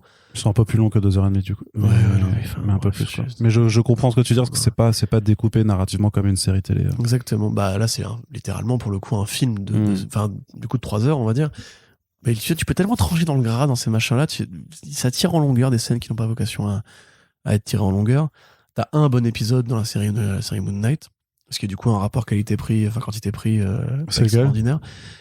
Hein ? C'est lequel ? Le 5. Le 5, d'accord. C'est sur ses origines. Voilà. C'est là qu'il t'explique tout. Ok. Et après, le 6, il arrive, mon gars, il te met une béquille en mode genre, t'as kiffé la semaine dernière ? Viens voir par là. Et là, il te shoot au sol. Et tu vois mon point là, tu vas courir très très très vite et mettre ta gueule dedans. Ouais. J'aime bien ça. Donc ouais, pas de saison 2, tant mieux, parce que c'était de la merde. Et ne dites pas le contraire, c'est ce que sinon vous mentez. Si vous avez mauvais goût, c'est votre problème, et ne l'imposez pas aux autres. Et Marvel Studios, je t'emmerde. En fait. Il va se fâcher avec plein de monde. Ouais, je sais, mais je le pense pas vraiment, les gars. Vous savez que je vous aime et je respecte vos goûts et vos différences. Le fait est qu'entre Hawkeye et ça, il y a des personnages avec lesquels tu dois pas jouer. Je le savais depuis le début que ce serait pas terrible. Écoutez-moi la prochaine fois. Allez, on va sécher nos larmes peut-être, je ne sais pas. En plus, je fais le méchant, mais attends, quand on a maté les épisodes ensemble avec Arnaud, les 4 premiers, donc, je crois que t'étais aussi salé que moi. Hein. Oh, peut-être plus même. Ouais, on se levait, on criait, on tapait dans les murs. On a jeté encore la marque du poing là. on a pris la télé, on l'a jeté par-dessus le balcon et tout en disant jamais ça. On a fermé une insulte à la RP de Disney. Ouais. Non, du coup, non, parce qu'on est poli quand même. On kiffe le nouveau trailer de gameplay de Redwood et Nightwing pour le jeu vidéo Gotham Knights. Toi, t'avais kiffé les Arkham City et tout ça. Donc, ouais. Bah, là, je trouve ça un peu. C'est logique aussi, parce que tu joues Nightwing, donc forcément il est plus acrobatique et tout. Limite Redwood, le côté flingue m'intéresse plus, parce que ce serait vraiment une variation de gameplay. Parce que je crois qu'ils étaient dispo. Enfin, il n'y a pas des trucs en DLC où tu pouvais les jouer dans les anciens jeux. J'ai jamais acheté des DLC dans d'autres jeux. Donc, C'était dans Arkham City, surtout que tu avais les maps de combat, où je me rappelle où tu pouvais jouer pas mal de. Mais tu pouvais pas jouer Redwood, je me rappelle plus. Mais tu pouvais jouer Robin. Nightwing, ouais, clairement, ouais. Nightwing, tu l'avais, ouais. Parce que cool. Moi, j'ai pas, du coup, j'ai juste fait les aventures solo, j'ai pas fait le trophée du Riddler. Disons c'est chouette pour celles et ceux à qui ça manque, et ça introduira des variétés de gameplay, une variation de gameplay. La cour des hiboux qui est une structure d'adversité très intéressante. Mais j'avoue que j'ai un peu du mal à me motiver quand même. Peut-être que t'as déjà eu ce jeu-là en fait à différents niveaux. Ça n'a pas l'air de changer énormément de choses, effectivement. Tu peux te douter que ce sera un peu le même jeu en plus, mais avec une dynamique multi. Moi, je trouve que les combats ont l'air moins. De ce qui a été présenté, les combats ont quand même l'air d'être moins fluides que dans les Arkham. Tu trouves ? Ouais. T'as l'impression qu'ils ont pris un peu des leçons du jeu Spider-Man aussi de Insomniac. Ouais, avec les déplacements. Vraiment, il passe vraiment très vite d'un point A à un point B. Bon, encore une fois, c'est Nightwing, il est acrobatique, c'est le principe. Ouais, mais alors tu vois, Redwood pourrait plus me plaire, moi. Enfin, Redwood, ils ont justifié en fait, c'est le fait qu'il ait été ressuscité par le fait qu'il puisse faire des sauts mystiques en fait. Ah merde. C'est une composante complètement, tu le vois dans la vidéo, mais voilà, il s'appuie sur du vide avec, je sais pas, de l'énergie mystique pour faire des sauts qui lui permettent de se déplacer d'immeuble en immeuble. Je trouve pas ça incroyable, quoi. Ah oui, mais c'est aussi toute la promesse de monde ouvert où tu dois faire le truc de super-héros, passer de gratte-ciel en gratte-ciel et te déplacer rapidement, quoi. Intéressant en tout cas que tu pourrais lui foutre un grappin en vrai. Oui, bien sûr. Non, c'est ça. Dans Arkham Knight, de toute façon, c'était lui et il était juste ultra techno, en fait. Donc c'était. Ouais. Mais ce qui est intéressant de voir par contre, c'est qu'avec ces reports aussi, le jeu maintenant en fait se passe de la current gen, en fait, de l'ancienne génération. Il y aura pas de PS4 ou de Xbox. Voilà, je vais pas y jouer du tout. C'est cool. Ce sera sur PS5 et Xbox Series X, mais aussi sur PC. Mais voilà, ils ont pas. Enfin, j'espère du coup que ça veut dire qu'au moins le jeu sera beau et sera pas trop. Enfin, qu'on verra pas qu'à la base il a été programmé pour être cross-gen surtout. Bah ça tu peux renoncer. Laisse-moi vu les vidéos. Laisse-moi avoir des espoirs. Non, justement, c'est pas ouf. Ouais. C'est pas incroyablement beau. Hein. On n'est pas très très loin de les versions Nvidia de l'époque de Arkham City. Hein. Ouais, bon, ça peut être un peu dur quand même, mais. Non, mais attends, c'est les super versions. J'ai l'impression que ce sera. Mais non, mais en tout cas, de ce qu'on nous montre, enfin, j'ai pas l'impression que ce soit plus beau que Arkham Knight. Et Arkham Knight, c'était il y a 5 ans. Puis Arkham Knight, c'était pas très beau. Ah si, si quand même. Ah, c'était impressionnant, mais c'était pas très beau. Enfin, les éclairages, c'était pas. Mais enfin. Non, moi vraiment Arkham Knight j'ai pas aimé. Hein, pour le coup, moi j'ai pas aimé pour des. Jeu, moi j'ai pas aimé pour des questions de gameplay surtout en fait par rapport à la Batmobile Tank, mais. Je trouve qu'ils ont jamais fait mieux qu'Arkham City au niveau voilà de la. T'avais du design, de l'esthétique, t'avais des éclairages. Des DLC d'Arkham Knight quand même sur Freeze qui étaient super chouettes. J'ai pas fait les DLC. Ouais, il y en avait quelques-uns qui méritaient d'être faits. Allez, Corentin, on va terminer avec la partie cinéma. C'est surprenant ça. Bah écoute. On fait jamais ça d'habitude. Non, c'est vrai. T'as tout changé. Hein. D'habitude, on fait toujours une partie compost et jardinage, mais là on s'est dit fuck les concombres. Aujourd'hui, mais nos fans de compost là, ils voulaient savoir. Oui, c'est vrai. Alors l'astuce d'une marque de café pour aider vos liserés de plantes. Exactement, et ça repousse les escargots. Et voilà, parce que on le sait très bien, il y a rien de pire que les escargots. Alors autant avec du beurre à l'ail, c'est pas mal, mais alors pour le jardinage, Quoi ? c'est un enfer. Tu manges des escargots ? Ah, c'est tellement bon. Tu fais partie de ces gens qui mangent des escargots ? J'adore. Tu manges des huîtres aussi ? Ah non, les huîtres, j'aime pas. Ah putain, Les huîtres, j'allais te frapper en fait. Les huîtres, j'aime pas, mais les escargots, c'est délicieux. Voilà, pardon. Ah, Si, c'est trop bon, c'est trop je bon. me casse. Ça m'est un monstre. Donc, pour parler plutôt de cinéma, en tout cas, un trailer pour le film d'animation Green Lantern Beware My Power, qui est le nouveau film animé DC qui arrive cet été, après Catwoman Hunted, qui était le dernier en date. Et très sympathique, Untied d'ailleurs, j'ai bien aimé moi. Bah, faudrait qu'on en parle du... Bah oui, dans un podcast. On peut en parler. Par exemple, qu'on en fasse un papier dessus, je sais pas, ce genre de choses-là. Mais il y a aussi le nouveau DC Showcase sur Constantine aussi qui arrive tout prochainement. Mais après, il y aura donc un film d'animation sur Green Lantern, et pas n'importe lequel, puisqu'on parlera de Jon Stewart, avec un film un petit peu d'origin story qui nous explique en fait que, que Jon Stewart est le nouveau Green Lantern parce que tous les autres ont été décimés par le Sinestro Corps, et donc qu'il va devoir s'allier à Hawkgirl, à Adam Strange, non pas Adam Strange du tout, Green Arrow, voilà. Et non, je crois qu'il y a Dr. Fate aussi, je me rappelle plus dans le trailer qui y avait, mais si, c'était Adam Strange qui était dedans. Et donc voilà, parce qu'il va se faire Ram Tanagar. Ils vont donc devoir s'associer pour contrer cette menace intergalactique. Ça reprend clairement la même DA que pour les Superman Man of Tomorrow par exemple, avec les contours épais. Ouais, les contours épais là. Ma foi, pourquoi pas, mais c'est toujours rigide, hein, c'est toujours le même problème, c'est que en tout cas c'est cool de remettre du Green Lantern en avant, mais ça ira pas sans quelques concessions techniques. Hein. C'est que tu sens qu'ils ont pris les plans où ça bouge un peu de manière fluide pour la bande d'annonce, et qu'il y aura beaucoup de séquences de chant contre chant avec des comme ça. Untied, tu vois, c'était sympathique pour la musique, pour une espèce de côté un peu cat size et tout. Ça reste du Warner Bros Animation moderne, c'est-à-dire rien de très fulgurant. Voilà, ça continue d'exister, tant mieux pour les fans, encore une fois, je dis très souvent ça quand j'en ai rien à foutre. Là, quelque part, non, aussi, ça a l'air sympathique. La musique, le casting, c'est Aldis Hodge qui joue Jon Stewart. Après avoir, du coup, avant notre d'incarner Hawkman sur grand écran, ouais. Dans le film Black Adam. En fait, c'est compliqué de mettre de l'affect, ou même des enjeux, en fait, dans ces productions-là, parce qu'on sait qu'elles sont juste là pour alimenter un flux, qu'il n'y a jamais, en fait, de vraie grande fulgurance. Quand il y a un truc sympathique, on est content de le noter, mais c'est jamais un truc qui va te marquer comme à l'époque Fantasme te marquait. On peut le regretter ou trouver qu'en fait, de toute façon, vu le fric qu'ils mettent dedans et vu la quantité qu'ils en produisent, ça reste. Ils sont pas du tout obligés de faire ça. Je pense pas que ça leur ramène beaucoup d'argent. Hein. Donc, qui continuent à alimenter ce truc-là pour les fans qui sont encore présents et qui sont contents d'avoir leur petite dose tous les 3-4 mois, moi je trouve ça très honnête. Et puis, il y a une variété de personnages aussi, tu vois. Quelque part, comme tu l'as dit, Constantine, Jon Stewart, Catwoman, on n'est pas sur, comme à une autre époque, du Batman, du Justice League, du Superman H24, quoi. Et ce petit coup de moi, ce petit effet sur les contours me plaît bien. Je trouve ça bien le côté American manga de l'époque. Donc, c'est plus appréciable quand même. Voilà, pourquoi pas, encore une fois. Très bien, donc il y a déjà des dates. On fera pas une émission à chaque fois sur chaque film, hein, par contre, les gars. Non, effectivement. Moi, je veux bien pour faire plaisir. Mais celui-là, je pense pas qu'il y aura. Voilà, pour le côté d'ailleurs, par les scénarios, on voit retrouver les origines de Jon Stewart avec l'obtention de sa bague de volonté. Et il part effectivement sur Ran et Tanagar, donc pendant la guerre, Ran Tanagar, la fameuse, avec ses copains de la Justice League pour mettre fin au conflit. Voilà, donc c'est effectivement un truc très basique qu'on peut imaginer très bien tenir dans leur format habituel de 80 minutes, 78 minutes même plutôt. Cool, très bien. Et alors le nouveau trailer du film d'animation qui lui sera sur le grand écran cet été, qui s'appelle Crypto et les super animaux, avec dans le casting VO Dwayne Johnson pour jouer Crypto et Kevin Hart pour jouer Ace. Et John Krasinski. Oui, c'est vrai qu'il joue Superman. Il joue quand même plein de rôles super dans les comics en ce moment, ce garçon. Et Keanu Reeves qui est Batman. Chut. Oui, pardon. Donc ouais. Là, je vais avoir quand même du mal à feindre l'enthousiasme. Hein, tu kiffes? Non, pas du tout. Je trouve ça. Enfin, ça me fait pas rire, déjà, du peu qu'on. Tu trouves pas ça super drôle? Moi, j'étais éclaté au sol. Ouais. Je me suis trop marré. Tu me chien, toi, c'est pas ça. Ouais, c'est pour ça. En même temps, c'est la preuve. Le méchant, il ressemble vachement à un chat. Oui. Donc, je veux pas te relancer là-dessus. C'est bien la preuve. C'est bien la preuve que les films de Clébar sont nuls à lire.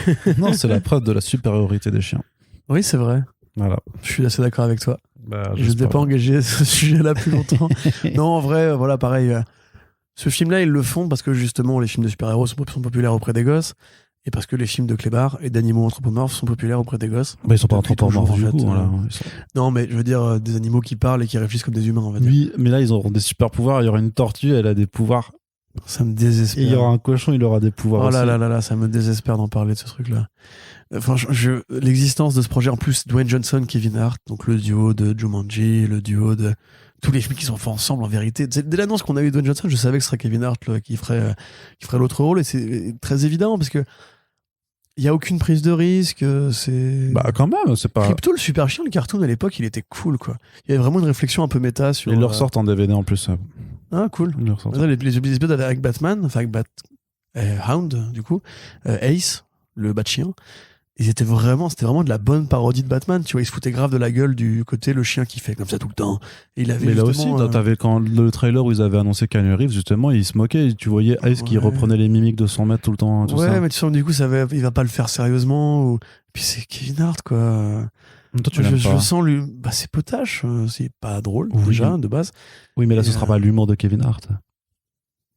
On va voir. Ça va être sa diction, mais on verra pas non plus ses mimiques exagérées, puisque Ouais, du moi, coup, c'est de franchement, je l'animation. sens Mais... que ça va être très grand public pour les gosses. Tu vas avoir plein de blagues de pipi, de blagues de je te sens le cul, bah, comme dans tous les films de chiens, hein, et de plein de blagues en fait qui Meilleures nous blagues. faisaient rire quand on était gamin par rapport aux super-héros. Et maintenant on a grandi, en fait on en a marre, je pense. Enfin moi j'en ai plein le cul. Hein.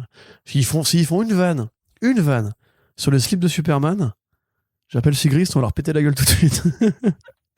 Ok, bah, Paris tenu. T'es là content toi Arnaud du coup Bah ouais, mais moi je suis chaud pour ça. Vas-y. Mais déjà, les chiens. Contrebalance. Bah, les chiens, trop cool. Effectivement, mais c'est pas du coup ça c'est l'argument de t'es pas content. Et en plus, il y en a deux, donc double dose de C'est encore bonheur. pire du coup. Et ils sont effectivement. trop mignons. Et bah non, mais moi j'aime déjà enfin le concept. Alors oui, les films d'animaux marchent toujours depuis des années, mais c'est quand même les animaux de l'univers d'ici, on les voit pas souvent. Ils sont pas souvent mis en avant.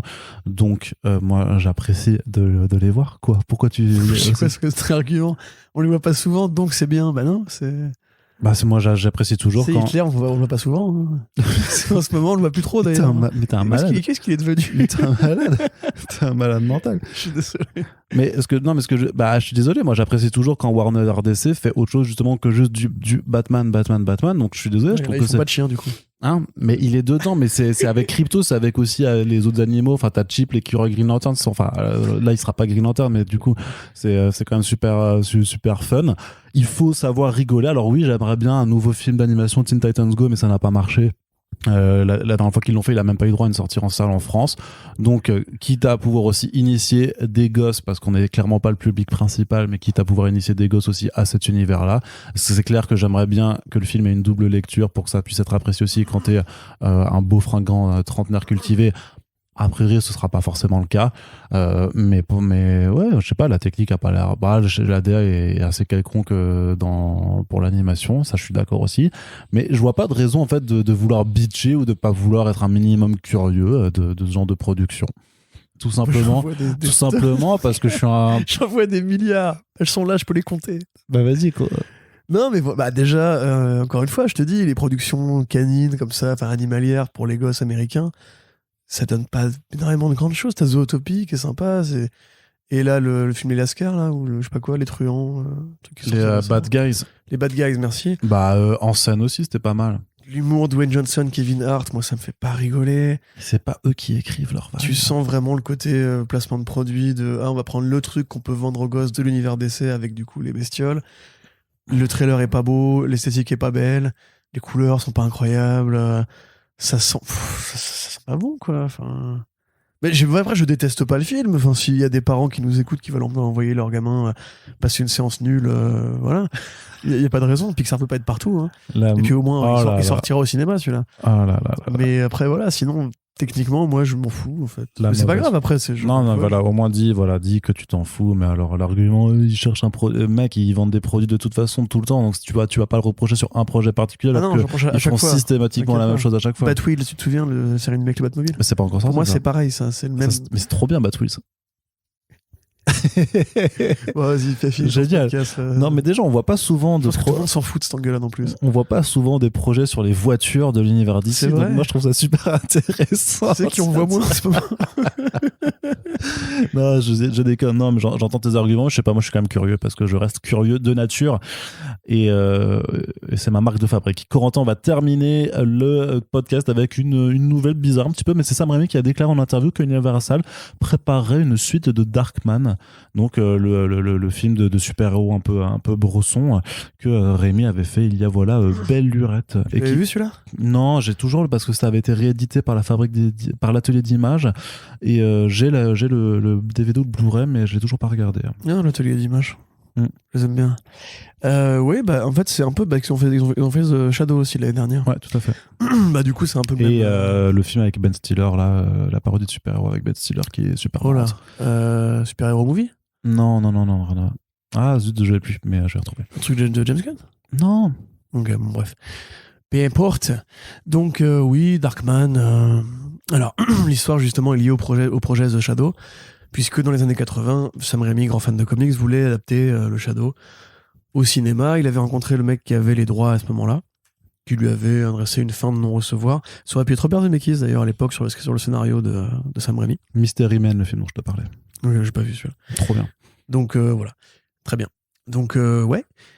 Et du coup, j'ai perdu le fil. De quoi je parlais? Bah, de Darkman. De Darkman, ouais, mais à quelle occasion, à quelle occurrence j'en étais? Oh, je sais plus, moi je Sam t'écoutais pas. Raimi, Je t'écoutais le pas. script, 82-84, c'est ça. Donc en fait, après plusieurs années d'efforts pour récupérer les droits ou une partie des droits, parce que c'est comme The Green Hornet, les droits sont morcelés entre l'adaptation des comics, adaptation de la feuilleton radio, adaptation des adaptations, parce qu'il y a déjà eu d'autres adaptations au cinéma de Shadow. Il a fini par renoncer à se dire, bah, écoute, puisque personne veut me filer les droits du personnage, je vais en faire un moi-même. En créer un Shadow-like, on va dire, qui va accoucher de Darkman, effectivement, donc qui est plus proche finalement d'ailleurs de The Crow, sans le vouloir, ou même de Faust, qui était aussi une création, parce qu'on était vraiment dans les années 80 quand il écrit ce truc-là, c'est l'époque des héros noirs, torturés, défigurés, machin, bidule et tout. Et il va mélanger ce truc-là avec un hommage au film d'Universal, parce que le film est produit par Universal, en plus ça tombe bien, un hommage justement à L'Homme Invisible, souvent considéré d'ailleurs comme l'un des ancêtres du format super-héros, puisque même s'il est plus noir et négatif, comme Jekyll and Hyde, il y avait un côté un peu surnaturel, les transformations, etc. Donc le design de Darkman lui-même, c'est une inspiration, c'est un hommage très évident à L'Homme Invisible, film de je ne sais plus, basé sur le bouquin de Wells. Donc voilà, c'est Liam Neeson qui joue un scientifique qui fait des expériences sur les greffons de peau humaine et qui invente une peau en fait qui se dissout au soleil, mais qui permettrait en fait de remplacer la peau humaine à terme, sans forcément que ça aille beaucoup plus loin, puisque sa copine qui est avocate ou journaliste, je ne sais plus, finit par mettre la main dans un trafic qui a lieu dans la cité où ils opèrent, énervant de fait un mafieux très puissant à la Kingpin qui débarque, qui zigouille en pensant justement trouver la nana chez lui, qui zigouille le scientifique. Mais il est pas mort. Et oui, parce qu'il va ressusciter ou se sauver de ça avec ses greffons de peau humaine, sauf que maintenant il est défiguré, il peut plus montrer sa gueule. Et il va opérer majoritairement de nuit ou de jour en portant ses bandages et tout. Donc c'est un peu un truc façon... l'homme du dark. Voilà. Façon un peu fantôme de l'opéra, façon un peu voilà le héros défiguré qui veut se venger de la ville et des hommes corrompus et malhonnêtes qui l'ont mis dans cette situation et qui continue à interagir avec sa copine qui elle va très bien. Donc voilà, c'est plutôt un bon film effectivement. C'est pas le meilleur Sam Raimi, mais c'est un bon hommage et au film d'Universal et au film de... Oui. Parce que le meilleur Sam Raimi, c'est Doctor Strange 2. Non, c'est évidemment Evil Dead 2, mais... Qu'est-ce qu'il y a? Bah, le premier, premier Evil Dead, j'ai vraiment peur. Le deuxième, il est rigolo. Voilà. Mais le deuxième, c'est la version réussie du premier. Du coup. Non, il est fou, lui. C'est quoi ton meilleur Sam Raimi à part Evil Dead? Et à part Evil Dead. J'aime beaucoup Drag Me to Hell, mais je dirais pas que c'est son meilleur quand même. Toi, tu préfères les films vraiment plus horreur que les films... Ah, pardon, oui, moi je préfère. Ouais, clairement. Moi, j'avoue, j'aime bien son mélange entre les deux. Tu vois. Son côté comique, humour noir et tout ça m'a toujours fait délirer. Celui-là, il pourrait te plaire, il est pas très rigolo. Hein. Darkman, on est à l'époque de la Batmania. Tim Burton est passé par là. C'est là qu'arrivera le film The Crow, c'est là qu'arrivera le film The Shadow. On est vraiment à ce moment-là où les héros sombres avaient le vent en poupe. Et donc, on a laissé bosser Sam Raimi, qui a fait un truc très Sam Raimi, on va dire très super-héros noir, avec des mises en scène très particulières. J'ai vraiment plus de voix, je suis désolé. Donc, la suite arrive, mais c'est pas lui qui travaille dessus. Il est au courant que ça existe. A priori, il devrait avoir un rôle de consultant, j'imagine. Ouais, ou de producteur exécutif. Ouais, voilà, il dit qu'il y a déjà un producteur acté qui a été engagé. Et récemment, Comic Book, qui a eu le nez creux, avait posé la question à Liam Neeson de est-ce que tu voudrais revenir pour reprendre ton rôle. Il a répondu oui. Et l'idée, c'est de faire un legacy sequel. Donc où les personnages de l'original passent la main, parce qu'il y a déjà eu des suites, hein. Il y a eu le 2, il y a eu le 3 en DTV. En VHS même en vérité. Et là pour le coup, ça n'a aucun intérêt. Mais pourquoi pas, j'ai envie de dire, parce que justement on fait la série animée Faust, on fait le reboot de The Crow, Sam Raimi qui revient et qui ramène du coup de l'attrait autour de son nom. Moi je suis pas contre. Ça dépend qui le fait, mais il y a une jeune génération de metteurs en scène d'horreur qui, on le sait, voue un culte à Sam Raimi, avec raison. C'est l'occasion de passer la main même pour lui, parce qu'il a quand même fait un film en 9 ans. Là. Ouais. Après, s'il veut réaliser le film, je suis content. Peut-être le retour aux affaires, ouais. Ouais, ça m'étonnerait quand même, parce que on sait pas ce qu'il fera ensuite. On sait qu'il est revenu pour se donner un challenge. Est-ce qu'il voudra retrouver ses vieilles gloires comme ça? Il avait réalisé des épisodes de Ash vs Evil Dead, non? De mémoire, ouais, il me semble. Ouais, peut-être le pilote, un truc comme ça. Mais pour le côté mémoriel. Trop bien d'ailleurs, H vs Evil Dead. Série télé, évidemment. Mais tu vois, mais qui est très guignolesque. Qui est plus dans le côté débile quand même. Bah, c'est débile, mais parce que en fait, Campbell joue aussi une version un peu qui devient un peu méta en fait de son personnage. Mais c'est pas aussi débile que Evil Dead 2 ou Army of Darkness. Ouais. Evil Dead 3, c'est vraiment débile. Ouais. Chez les prix bas, les prix sont bas.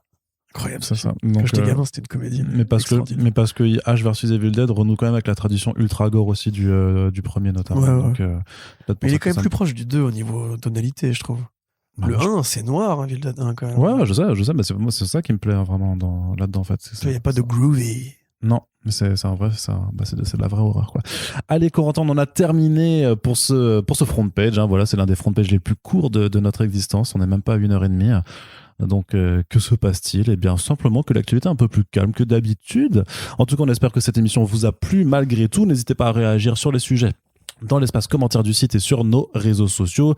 Ces réseaux sur lesquels vous pouvez aussi partager nos podcasts, hein, c'est la chose la plus importante, on le répète, mais il faut hélas le répéter parce que sinon, en fait, les gens s'y habituent et finalement, c'est comme ça que périclitent les choses. Donc voilà, si vous appréciez le travail, il faut soutenir tout le temps. Hein, c'est un travail de longue haleine et de long terme. Et on vous rappelle aussi qu'on a une page Tipeee qui est ouverte. Enfin, je le rappelle encore puisque pareil, il y a de l'attrition, donc des gens s'en vont, c'est normal, bien entendu. Les gens participent quand ils le peuvent et quand ils le veulent. Mais voilà, si des nouveaux venus apprécient le travail mené, n'hésitez pas à venir participer à l'aventure, ne serait-ce que ponctuellement ou de façon un peu plus soutenue. Tous les dons seront les bienvenus et les plus appréciés. Merci à toutes celles et ceux qui sont là et qui nous rejoignent en cours de route. Ça fait vraiment plaisir. C'est grâce à vous qu'on peut continuer à faire des podcasts comme ça de façon aussi frénétique et à vous proposer des heures de contenu sur le monde des comics et de leurs adaptations. Merci à toutes et tous de nous avoir écoutés. On se dit à très bientôt pour le prochain podcast. Salut.